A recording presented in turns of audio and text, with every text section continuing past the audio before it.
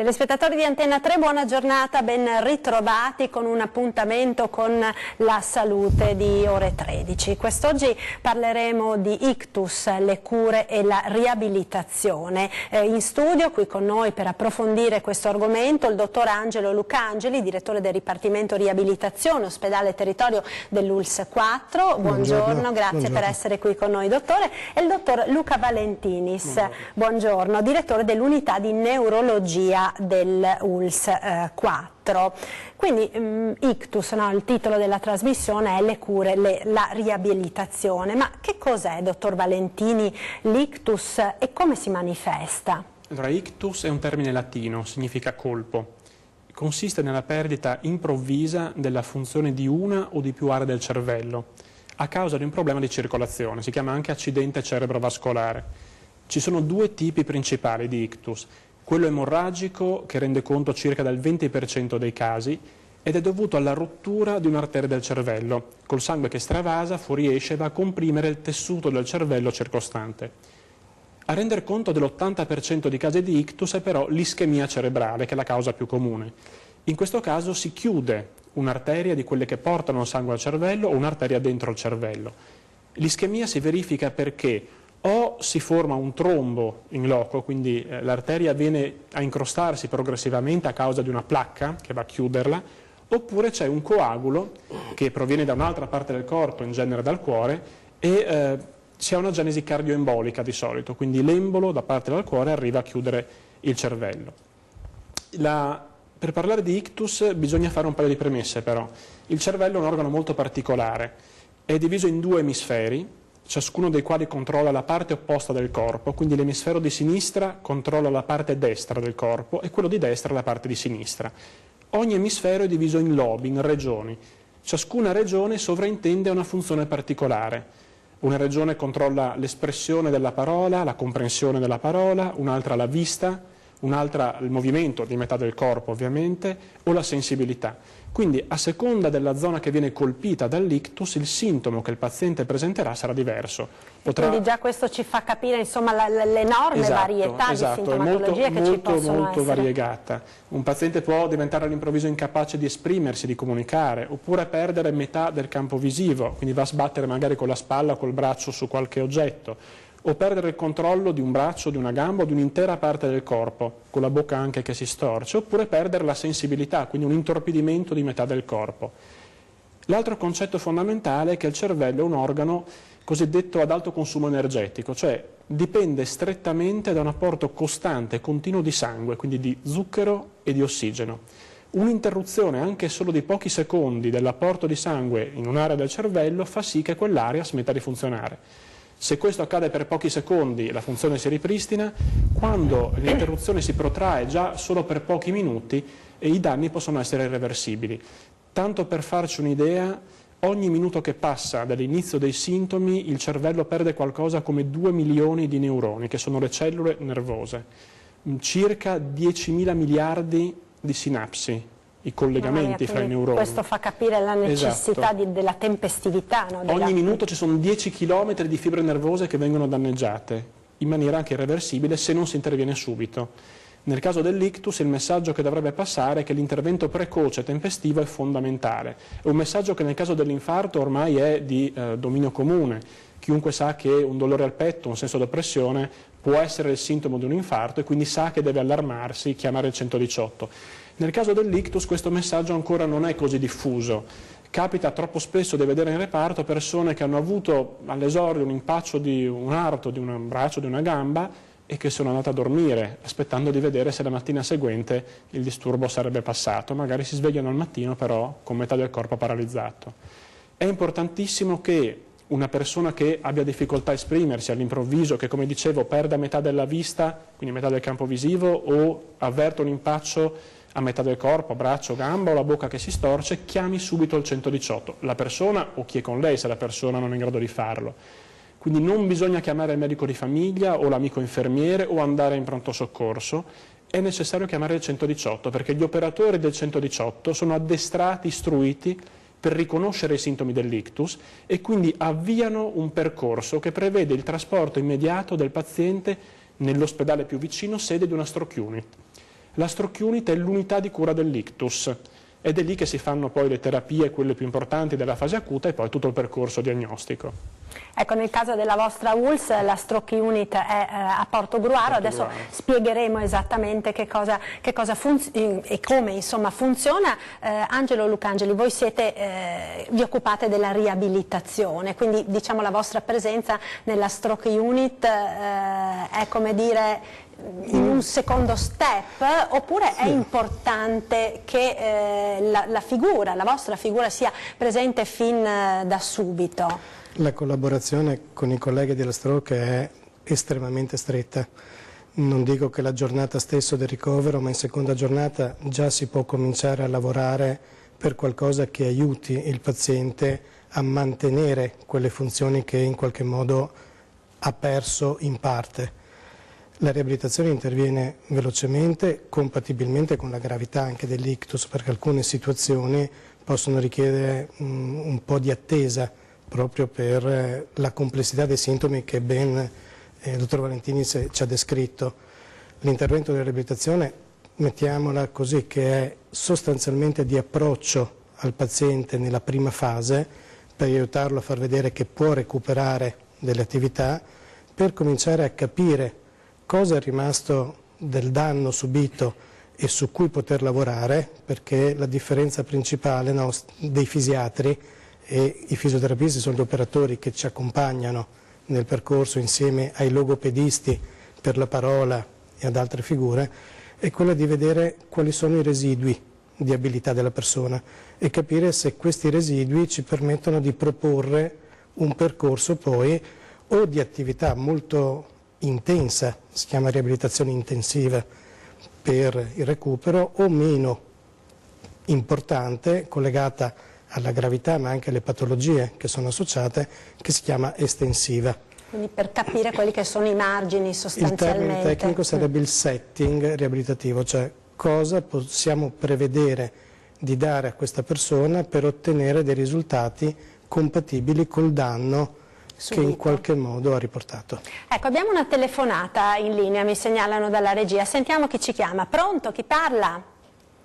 Sì, buongiorno, sono Tatiana da Treviso, faccio la badante, sono 18 anni qua in Italia. Buongiorno Tatiana, prego. Buongiorno studio, buongiorno dottore. Allora, vedo che sempre sto in linea qua con le saluti. Siccome io non avevo mai problemi di mal di testa, adesso ho mal di testa sempre, prendo qualche medicina. Ho fatto anche visita neurologico all'ospedale del Camponcello e non me l'ha trovato mai niente. Dopo io sento sempre un fischio sulla testa e nell'orecchio, non capisco il motivo. Non trovo la situazione, il dottore di base mi ha dato un po' di vertisecolo che prendo, ma la cura non vedo proprio niente. Ho paura anch'io di questo ictus, però io soffro un po' con glicemia a basso livello di diabete, ma non sono un diabete tipo 2, sto regolando con la mangiare, sto attento, non mangio tanto dolce, non bevo, non fumo, comunque quello non lo so, chiedo al dottore da parte di diagnostico cosa si può fare. Grazie. Ecco, grazie signora. Allora dottore, ha motivo di allarmarsi la signora? Diciamo che il mal di testa è molto raramente il sintomo di un ictus, in realtà se c'è un mal di testa violento, improvviso, fortissimo in una persona che magari non ne soffre di mal di testa molto diversi, ci possono essere delle cause anche importanti. Un mal di testa, quello che descrive la signora, cronico, che è presente da molto tempo, non è un sintomo che orienta proprio in quella direzione. La signora dice che ha fatto degli accertamenti e non hanno trovato nulla, questo ovviamente è una cosa rassicurante. La gran parte delle forme, il 90% dei tipi di cefalea che si presentano sono forme primarie, cioè non hanno una causa, non c'è una neoplasia, una cisti o altre cause che diano conto della cefalea. Sul fatto che la signora non fumi e tenga sotto controllo la glicemia e altri fattori di rischio per l'ictus, questo fa benissimo, nel senso che ci sono una serie di fattori di rischio che aumentano la possibilità di presentare. Ne parleremo infatti adesso nel corso della trasmissione. Quello è bene che vengano tenuti sotto controllo. Sulla cefalea la cosa migliore è farsi valutare da uno specialista delle cefalee, un urologo, un altro specialista che si occupa di cefalee, che può valutare la presenza di fattori che possono aggravare il disturbo o favorire la presentazione, e dà delle terapie che spesso sono, se non risolutive, quantomeno efficaci a ridurre il numero di giorni al mese con la cefalea e a migliorare la qualità di vita. Ecco, quindi signora, questo è il consiglio che le viene dato. Abbiamo quindi, prendendo spunto dalla telefonata della signora, affrontato già la questione delle cause, soprattutto dei fattori di rischio, cioè ci sono degli elementi, la signora parlava per esempio della glicemia alta, di questo diabete di tipo 2, cioè ci sono dei fattori di rischio che possono in qualche modo predisporre maggiormente all'ictus? Sì, i fattori di rischio sono diversi a seconda che si consideri l'ictus emorragico o quello ischemico. Nel caso dell'ictus emorragico principalmente la presenza di alcune malformazioni vascolari o di aneurismi che possono rompersi all'interno del cervello, o di una pressione alta in maniera cronica, quindi non ben controllata, che nel tempo, nei mesi o negli anni, va a sfiancare le pareti delle arterie, e quando c'è uno sbalzo di pressione, un aumento improvviso della pressione, l'arteria già indebolita si può rompere e dare l'emorragia. Per quanto riguarda l'ictus ischemico, che dicevo è l'80% della casistica, i fattori di rischio sono di due tipi principali: quelli non modificabili, su cui non si può intervenire, il primo dei quali è l'età. L'ictus è la malattia dell'anziano, 3/4 dei casi si hanno sopra i 65 anni. Un altro fattore non modificabile è la predisposizione familiare, quindi un'ereditarietà su cui non si può intervenire. Quelli che interessano di più i medici e ovviamente anche i pazienti sono i fattori di rischio modificabili, quelli su cui si può fare qualcosa.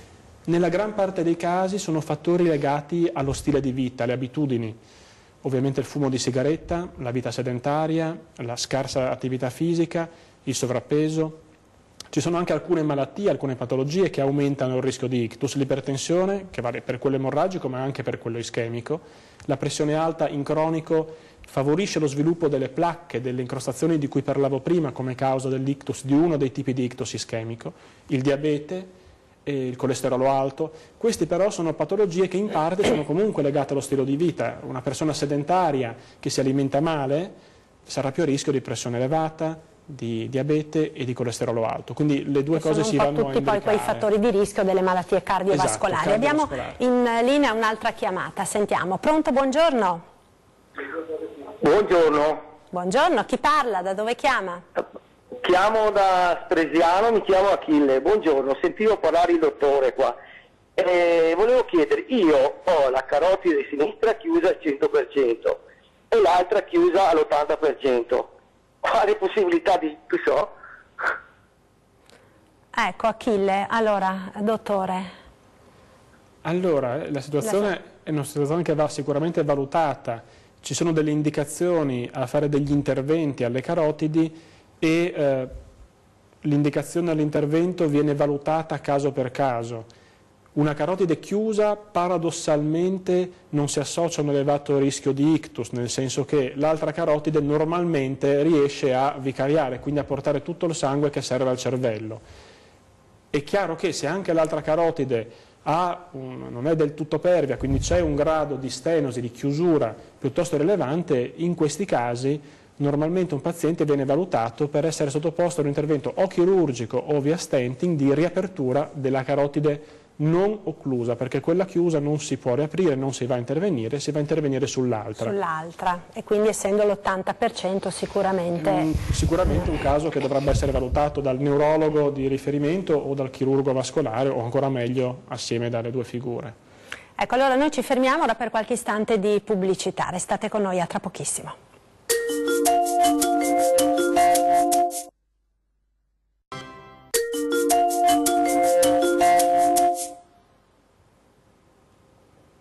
Ore 13, salute, rieccoci in diretta. Stiamo parlando quindi di ictus, delle cure, della riabilitazione.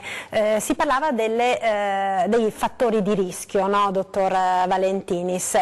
Questi fattori di rischio sono molto simili, insomma, a quelli di tutte le altre malattie cardiovascolari, sì. Per cui diciamo con un certo stile di vita corretto si può in qualche maniera limitare il rischio di poter avere questa patologia. Sicuramente. Sicuramente. Poi ce ne sono anche alcuni che sono più specifici invece dell'ictus, ne cito due in particolare. Uno è la fibrillazione atriale, che è un'aritmia del cuore. Una parte del cuore non si contrae come dovrebbe, c'è una quota di sangue che ristagna e si formano dei coaguli, quelli di cui parlavo all'inizio. I coaguli possono entrare nella circolazione sanguigna, un quinto del sangue che il cuore pompa va al cervello e quindi il cervello è uno delle vittime predestinate di questi coaguli. È importante conoscere e identificare questa aritmia perché esistono terapie mediche, innanzitutto, con farmaci anticoagulanti che tengono il sangue più fluido, più leggero e quindi impediscono la formazione di questi coaguli. Un altro fattore di rischio importante per l'ictus è quella che si chiama TIA, è un acronimo inglese che significa attacco ischemico transitorio. Si tratta di un campanello d'allarme molto importante, è praticamente la sintomatologia di un ictus, quindi gli stessi sintomi di cui ho parlato all'inizio, incapacità a esprimersi, bocca che si storce, perdita di forza a un braccio, una gamba, perdita di sensibilità o di vista, che però si risolve in pochi minuti o al massimo in poche ore. Le due cose importantissime da sapere riguardo a questo aspetto sono la prima, che quando iniziano i sintomi è impossibile sapere sia per il paziente che anche per il medico se si risolveranno da soli in pochi minuti o se... Quindi l'esito, insomma... Quindi l'esito non si può sapere, per cui è importante anche in questi casi chiamare immediatamente il 118, non aspettare di vedere come va. La seconda cosa è che anche quando siano così rapidi, quindi si risolvono da soli in pochissimi minuti e il paziente materialmente non abbia il tempo di allertare i soccorsi, è importantissimo farsi valutare subito, perché le persone che presentano questi sintomi sono a rischio elevato di avere un ictus nei giorni o nelle settimane successive. Quindi non dire ormai mi è passato, sto meglio, è andata bene così. E quando il paziente va in pronto soccorso, il medico del pronto soccorso è in grado, seguendo alcuni parametri, diciamo, di stratificare il rischio, cioè di valutare quei pazienti che sono ad alto rischio di presentare un ictus nei giorni seguenti, sono pazienti che verranno ricoverati per essere studiati, per fare le terapie del caso in maniera urgente, e dai pazienti che hanno un rischio più basso, che possono proseguire con gli esami a domicilio e quindi che vengono rinviati a casa. Un paziente più anziano, con sintomi che durano più a lungo, con la pressione alta o col diabete, è un paziente a rischio di avere l'ictus nei giorni successivi. È un po' come quello che capita con i terremoti, c'è una scossa, vuol dire che la zona è sismica e vuol dire che potrebbe capitarne una più forte, magari anche deleteria, nei giorni seguenti. A differenza però che nel terremoto la scossa non si può prevenire, si può solo limitare i danni, nel caso del TIA e dell'ictus identificare la causa del TIA può permettere in molti casi di evitare l'ictus, quindi è una cosa importantissima da sapere. Ecco, questo è fondamentale, quindi mai tralasciare alcun sintomo, nemmeno se passa e dopo ci si sente bene. Dottore, quali sono gli esiti di un ictus con cui più frequentemente vi trovate a confrontarvi? Quindi abbiamo capito, insomma, che dopo un ictus cerebrale sono davvero moltissime le funzioni corporee che possono essere in qualche maniera pregiudicate. Ne sono tante, sempre per dare qualche numero, mediamente su 10 pazienti che hanno un ictus, non stiamo a differenziare di età, 3, 2,5, 3 sono quelli che avranno le situazioni più critiche, molto critiche, che quindi avranno bisogno di un percorso più medico. Gli altri 7 sono quelli che possono recuperare discretamente bene. Di questi circa 3, quindi un 40%, molto bene. Quindi questa è l'aspettativa, anche se magari hanno avuto un pesante impatto. Il recupero buono si intende la capacità di fare la vita di quotidiana, quindi il lavoro della riabilitazione sarà soprattutto per aiutarli a recuperare quell'attività che fai quotidianamente. Se la parola è stata in qualche modo indebolita, e può essere indebolita o come espressione o come capacità di comprenderla, ci sarà un lavoro specifico per aiutare una delle due vie. Se è stata alterata quella che possiamo chiamare la capacità di sensibilità, non è solo il sentire il proprio corpo se ci si tocca, ma anche il percepire come è messo il proprio corpo in una certa posizione. Prima il dottor Valentini si accennava che magari uno sbatte senza rendersene conto su un lato. Può essere collegato sia alla vista, che non è in grado di elaborare le immagini di un lato, sia al fatto che non so quella parte del mio corpo dove in qualche modo è posizionata. Si chiama somatognosia o negligenza in base alle caratteristiche. E soprattutto dal punto di vista movimento. Lì nel movimento che siamo in grado di recuperare ci rendiamo conto nell'arco della prima settimana, quindi quando sono ancora ospiti nella Stroke Unit, quali saranno i margini. Quindi il camminare, il muovere le braccia. Sì, rendere la parte del corpo colpita utile. Allora, tanto per essere altrettanto utili a chi magari è in positivo, ecco, se ci sono dei movimenti che vengono recuperati nell'arco dei primi 7 giorni alla mano, quindi poter muovere le dita o muovere la spalla, è probabile, quindi vuol dire più del 50%, che quel braccio abbia un margine in qualche modo utile di recupero. Altrettanto vale per la gamba. L'abilità che si ha di movimento ti permette di definire la percentuale di recupero del cammino nell'arco del primo mese dall'ictus. Recupero del cammino che non è esattamente sempre quello che spera la persona di tornare come prima, si definisce restitutio ad integrum, ma di permettergli di alzarsi da un letto, utilizzare con un appoggio il cammino, che una delle cose più critiche a cui dobbiamo far fronte e che colpisce la stragrande maggioranza di queste persone è il fatto di avere il lato molto rigido, si chiama spasticità. Il termine spasticità è brutto da definire così, lo definiamo iperattività muscolare, si affianca alla debolezza di quei muscoli che permettono il movimento. La debolezza e la rigidità crea fatica e quindi queste persone si stancano prima, si stancano perché hanno delle difficoltà nel coordinare i gesti e neanche nel realizzarlo. La riabilitazione lavora su questo, o indebolisce i segni più rigidi o favorisce i segni più deboli. È l'equilibrio, il mix tra le due cose che consente che permette alla persona il recupero migliore. Esatto, di trovare un aiuto per vivere la propria vita, perché è vero che, come detto, è la malattia dell'anziano, però devo essere sincero, siccome mi avvicino ai 60 anni, ecco, tutto mi considero meno che anziano, quindi a 60 anni adesso... L'età media si è molto anche alzata. Si è alzata, no? Quindi... però ecco, 60 anni è un'età in cui hai ancora tante cose da dover gestire e mantenere. Ci mancherebbe altro, ecco, anche lavorare, anche lavorare ancora per parecchi anni. Allora, abbiamo un'altra telefonata in linea, sentiamo chi ci chiama. Pronto, buongiorno. Pronto? Buongiorno, chi parla? Io sono Paola e parlo da Dosson. Sì, prego. Intanto mi è piaciuto il vostro intervistato, scusi non so il nome, non ho seguito perché ho preso adesso ho acceso adesso la televisione. Io non ho 60 anni come lui, io ne ho 70, la mia voce è un po' giovanile, ecco, tra virgolette. E voglio dire prima di tutto che vi ringrazio perché fate queste trasmissioni.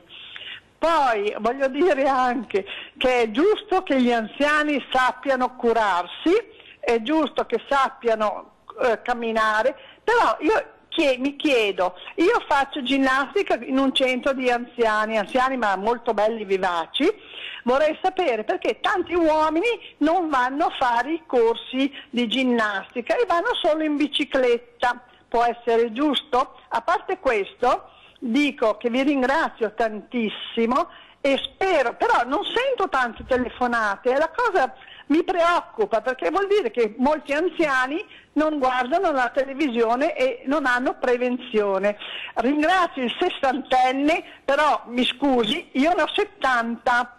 Bene, grazie signora, grazie. Allora, la signora pone l'accento sull'importanza, si parlava prima, no, nella prevenzione anche di quella che è l'attività fisica, l'attività motoria, che può essere la ginnastica, penso, può essere tutto, come può essere la bicicletta. Tutto. No? Allora, mettiamola così, che la voce effettivamente è molto giovanile, anche lo spirito, se posso permettermi, della signora.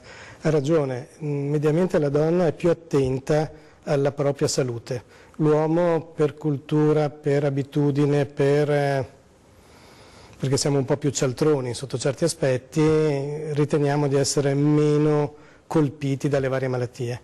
L'attività fisica è generale. Per attività fisica di prevenzione la bicicletta ha lo stesso valore di una ginnastica in palestra, perché in qualche modo deve migliorare la capacità del corpo di far circolare il proprio sangue. Quindi la bici può essere altrettanto utile. L'attività in palestra può essere un po' più selezionata e mirata magari ad alcune difficoltà, l'equilibrio e il movimento. Ultimamente stiamo assistendo a persone che vanno avanti con gli anni e mantengono la loro attività.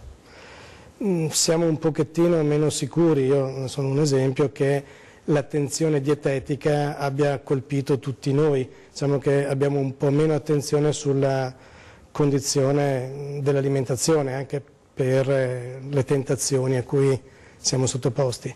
Il movimento però, la passeggiata di mezz'ora, 40 minuti al giorno, può essere sicuramente considerato valido, sia per i fattori di rischio cardiovascolari, sia per l'attivazione del nostro strumento di locomozione, quindi muscoli e corpo. Almeno camminare mezz'ora, 40 minuti al giorno, a passo sostenuto, si dice, no? Un leggero fiatone. Compatibilmente col fiato che abbiamo, compatibilmente, ecco. Non bisogna finire troppo affaticati, perché vuol dire che si è superato un attimo una condizione. Un po' di attenzione a chi ha già qualche storia di patologia cardiovascolare, di parlarne magari col proprio curante per capire fin dove gli è permesso di spingersi.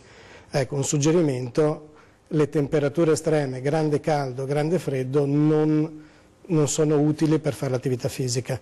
Io lavoro principalmente a Jesolo, se qualcuno legge i giornali, purtroppo la spiaggia del litorale è spesso testimone di persone non più giovani con situazioni particolarmente critiche, perché insomma, quando siamo sopra i 30 gradi alle 2 del pomeriggio, ecco, un po' di cautela, ma questo è per l'anno prossimo, adesso ormai dovrebbe essere andata, però mi sento di dire che il cammino ragionevolmente può essere una buona palestra quotidiana, affiancata poi ad altre cose.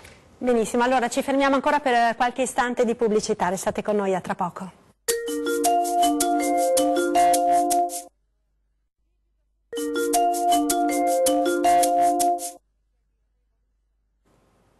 Ore 13 salute, rieccoci in diretta per parlare di ictus, di come si cura e di quali sono le riabilitazioni. Allora, la telefonata della signora aveva un po' aperto questo dibattito uomo-donna. Dottor Valentinis, colpisce di più le donne o gli uomini?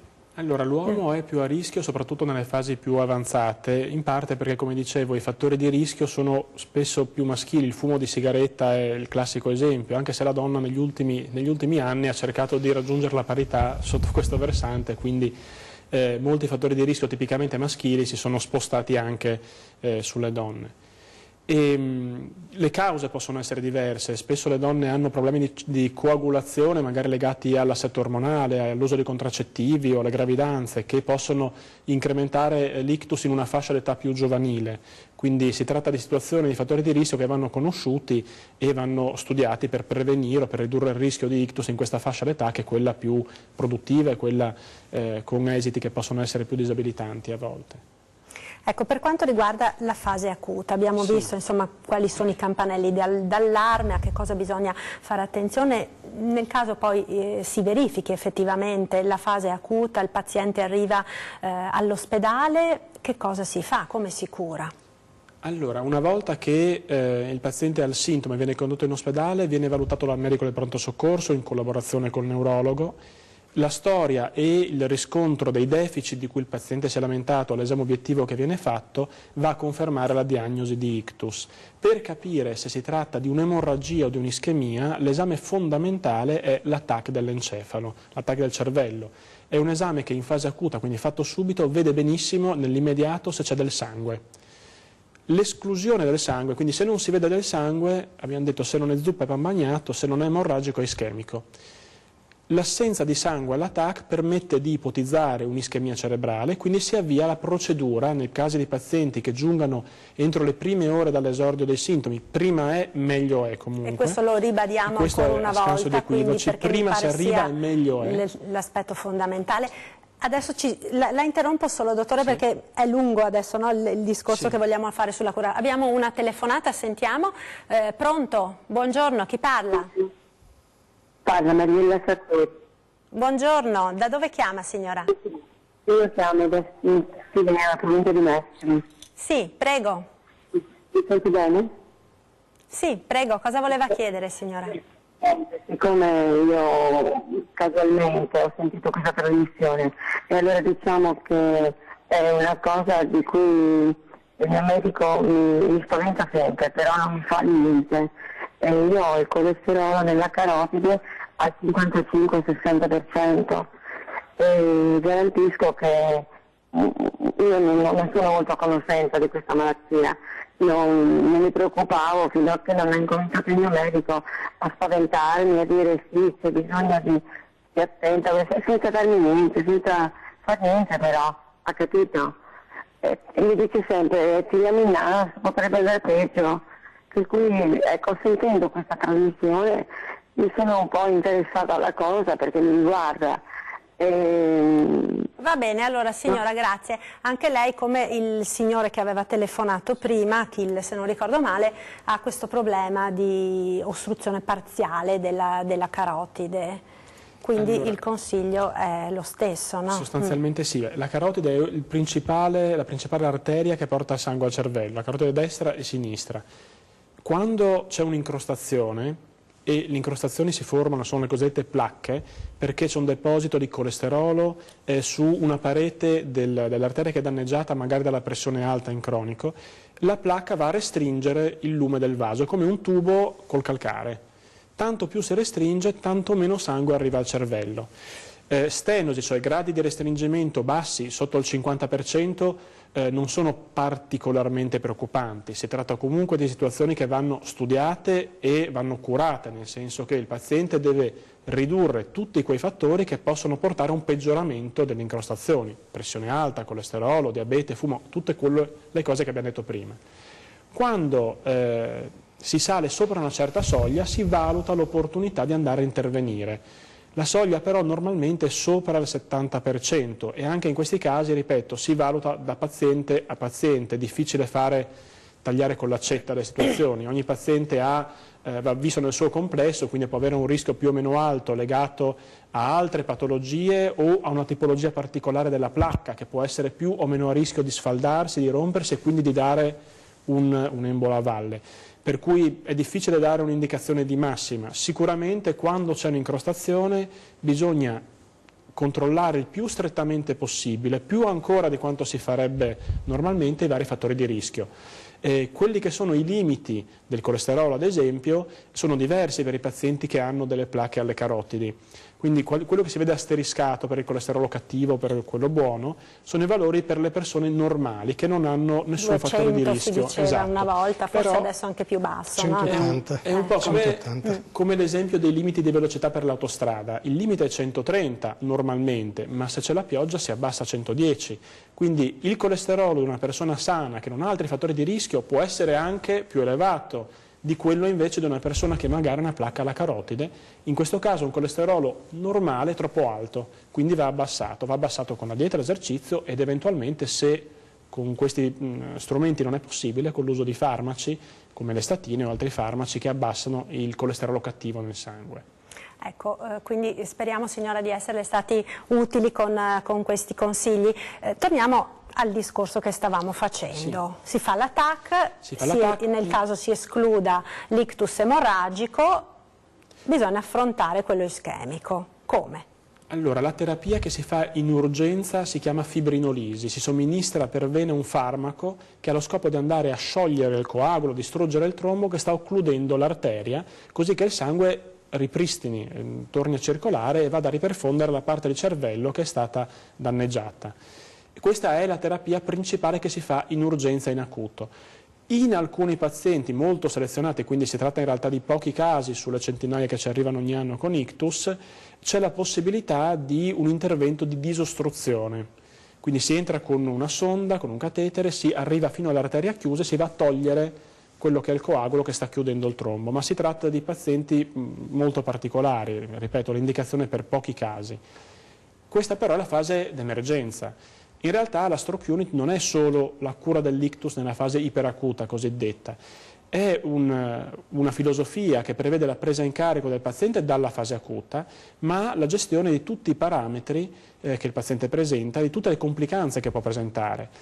Normalmente viene gestita da neurologi in collaborazione però con altri specialisti, oltre ai fisiatri, cardiologi, internisti, radiologi, che danno il loro contributo per la gestione delle patologie di loro pertinenza. Oltre a essere multidisciplinare, quindi medici che afferiscono a più discipline, è anche multiprofessionale, diceva prima il dottor Lucangeli, che i fisioterapisti prendono in carico il paziente già nei primi giorni di degenza. Questo è importantissimo perché oltre a favorire il recupero della funzione persa, c'è una mobilizzazione precoce. Il paziente che ha una paralisi di metà del corpo e non riesce a muoversi è a rischio di alcune complicanze, come la formazione di trombi alle gambe. La trombosi delle gambe che quindi potrebbero ulteriormente aggravare. Può dare un'embolia polmonare, che è una complicazione molto grave.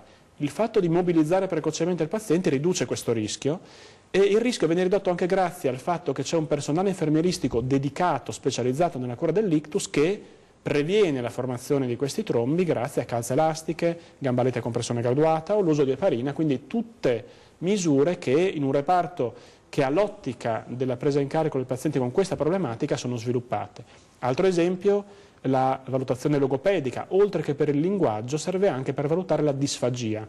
Molti pazienti con ictus hanno difficoltà a deglutire, non coordinano la deglutizione, c'è il rischio che il cibo o i liquidi che assumano, invece che lo stomaco, raggiunga la trachea e quindi i polmoni, dando quella che si chiama polmonite ab ingestis, un'altra complicanza molto temibile. La logopedista valuta nelle stroke unit il paziente già all'ingresso e dà delle indicazioni su come nutrirlo, su quali alimenti utilizzare per nutrirlo, per evitare questa complicanza. Quindi sono tante specialità che devono collaborare proprio in strettissimo rapporto. Sulla disfagia. Un attimo solo che abbiamo un'altra telefonata. Pronto? Buongiorno. Pronto? Sì, buongiorno. Chi parla? Parla da Verona. Prego signora. Allora, io nel 2007 ho avuto un problema, mi stavo curando dal neurologo per altre cose, però una mattina non mi sentivo bene, l'ho chiamato e mi ha detto venga qua perché non mi piace. Mi ha fatto fare un attacco e mi ha detto che avevo già un'ischemia in atto e lei di qua non si muove, e sono stata quasi un mese, mi hanno fatto di tutto e mi hanno diagnosticato ictus, però io non mi sono mai sentita problemi di movimenti, delle mani, che ne so, delle gambe, ho sempre continuato la mia vita normale, ogni anno rifaccio le carotidi e tutte queste cose, la risonanza, e adesso è un periodo, circa un anno, sono con una nutrizionista perché ho un problema, sono arrivata a 120 di glicemia e allora sono un po' ossessionata, adesso sono sul 106 in questo periodo. Vorrei capire l'ischemia, continuo a trovarmela sempre uguale. Può venirmi andare avanti, può venirmi di peggio di quella che ho. Ecco. L'età. Allora, signora, quanti anni ha lei? 73. 73. Bene, grazie, continui a seguirci. Adesso ci interrompiamo un secondo per la pubblicità e poi le rispondiamo. A tra pochissimo.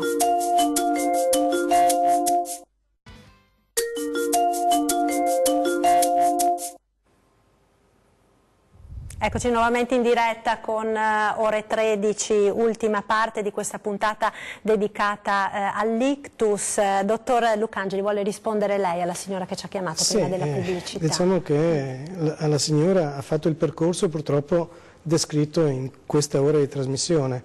Adesso ha superato per fortuna la fase più critica, mi sembra che sia controllata con attenzione dal neurologo per i fattori di rischio e che lei stessa sia molto attenta. Adesso dovrebbe proprio agire in quella che è la fase di riabilitazione, quindi a prescindere dal fatto che non abbia avuto danni, l'ha accennato il dottor Valentini, se l'ho fatto presente io, che mediamente 1 su 3 può avere un risultato ottimale senza nessun reliquato evidente all'esterno, dovrebbe mantenere anche un'attività fisica continua, costante. Un termine brutto, però siamo in Veneto, si chiama AFA, è attività fisica adattata. Ci sono varie palestre convenzionate con le varie aziende che hanno il personale che in qualche modo ha acquisito una preparazione specifica nel seguire pazienti con esiti di danni da malattie cardiovascolari e anche eventualmente ictus che hanno residuato con pochi danni. Questo le può permettere di affiancare al lavoro del nutrizionista un esercizio che migliori i fattori di rischio secondari. Poi l'attenzione della signora è apprezzabile, perché il fatto di avere un monitoraggio continuo sicuramente riduce di trascurare cose che non andrebbero trascurate, quali l'alimentazione, la glicemia, la pressione o le eventuali occlusioni alle carotidi. Quindi credo che la signora abbia iniziato un buon percorso, lo può completare interessandosi delle palestre dedicate. L'area veronese è abbastanza ricca anche di questa specializzazione, perché è stata una delle prime che è partita nel realizzare strutture esterne agli ospedali idonee a pazienti che hanno avuto patologie simili. Ecco, invece in regime di ricovero, dottore, quali sono le diverse possibilità di trattamento che ci sono? Il regime di ricovero, appunto, la grande differenza tra l'intensità di cura, che è collegata alla gravità della malattia, ma anche alla capacità della persona di fare uno sforzo fisico. Si parla di, ho accennato prima che chi ha un ictus comunque si affatica di più di chi non ha un ictus, quindi l'età incide fino a un certo punto, le varie malattie associate, si chiamano comorbilità, determinano anche l'intensità di cura a cui si possono esporre queste persone. Il lavoro è sicuramente motorio, che è quello più evidente, però è importante in ricovero anche il lavoro dell'infermiere. L'infermiere è in grado di addestrare e di guidare la persona a riprendere l'attività, per esempio nel vestirsi, nel lavarsi, nel poter mangiare in qualche modo autonomo.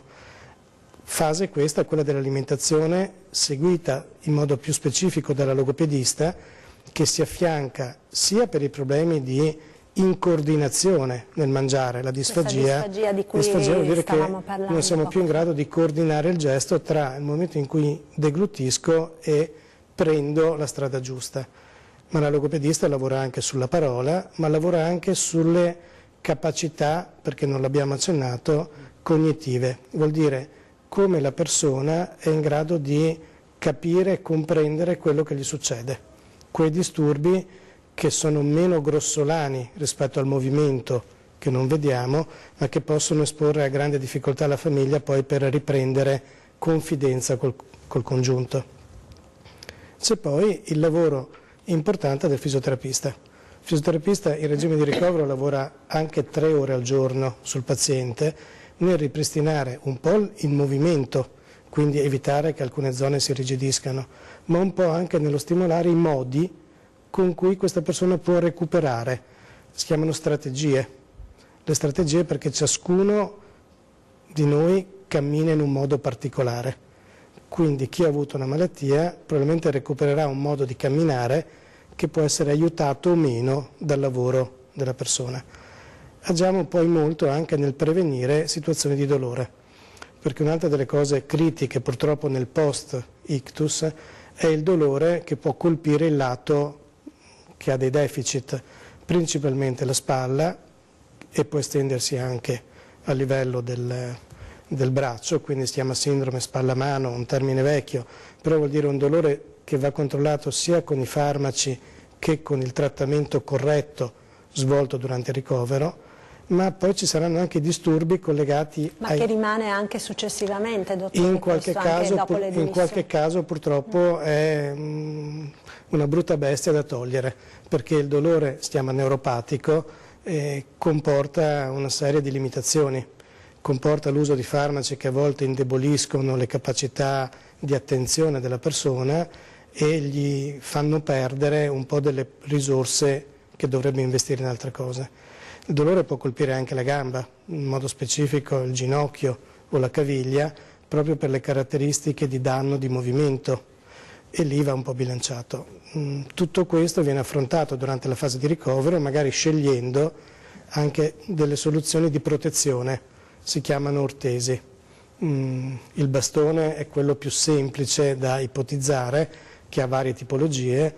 Un po' più complicato sono degli strumenti di appoggio doppio che si chiamano girelli, e qualche volta devi arrenderti perché il rischio di danno della persona suggerisce di non far camminare in autonomia, ma o con un'assistenza o con dei mezzi un po' più costrittivi. con la sedia a rotelle. Sì, purtroppo sì, qualche volta anche la sedia a rotelle è il massimo atto riabilitativo a cui si è potuti portare la persona. Bisogna tener conto che il massimo del recupero avviene nei primi 4-5 mesi dall'evento critico. Superato quei mesi si ha una rifinitura della situazione, si deve monitorare il potenziale di recidiva con i fattori di rischio e ci si riaffianca a tutti gli specialisti che in qualche modo si sono trovati nella fase acuta, perché ci sarà chi valuta la sua capacità di muoversi, noi diciamo le abilità funzionali, ci sarà chi valuterà se il sistema nervoso in qualche modo è integro o manifesta ulteriori danni, l'eventuale cardiologo che quindi è un po' un cerchio che si chiude, si chiude nel rientro a casa dove interviene l'assistenza o negli ambulatori, ci si augura di non dover mai rientrare ricoverati per queste condizioni, quindi l'assistenza che viene fatta in giornata sia riabilitativa, motoria, logopedica o di quant'altro, sia specialistica, e poi c'è la fase anche territoriale. Per quelle persone che non sono riuscite a recuperare un granché, la nostra azienda è in grado di mandare a casa il personale per assisterlo, che non vuol dire seguirlo come durante il ricovero, però per guidare chi assiste questa persona, il termine tecnico è caregiver, colui che presta assistenza in qualche modo ad aiutarlo o con gli ausili o con le modalità di correggere dentro il domicilio quelle situazioni che potrebbero esporre a rischio la persona. Quindi è veramente un anello in qualche modo, perché entra seguito dal territorio, il medico di base magari inviato nel dubbio, come è stato per la signora, ai colleghi dell'acuzie, i colleghi dell'acuzie si coordinano con tutti gli altri colleghi, quando il paziente esce troverà un po' la stessa rete. Ed è forse anche l'aspetto fondamentale perché non si sente abbandonato esattamente, se stesso una volta dimesso dall'ospedale. La cura sul territorio è fondamentale e sta diventando dominante anche nella nostra azienda. Noi come riabilitazione ospedale territorio, il Dipartimento vuol dire che coordina tutte le attività collegate, diciamo che siamo stati un po' i primi a dover ragionare su come andare a casa, però ci sono le cure primarie con gli infermieri e i medici geriatri o che altro che seguono queste persone.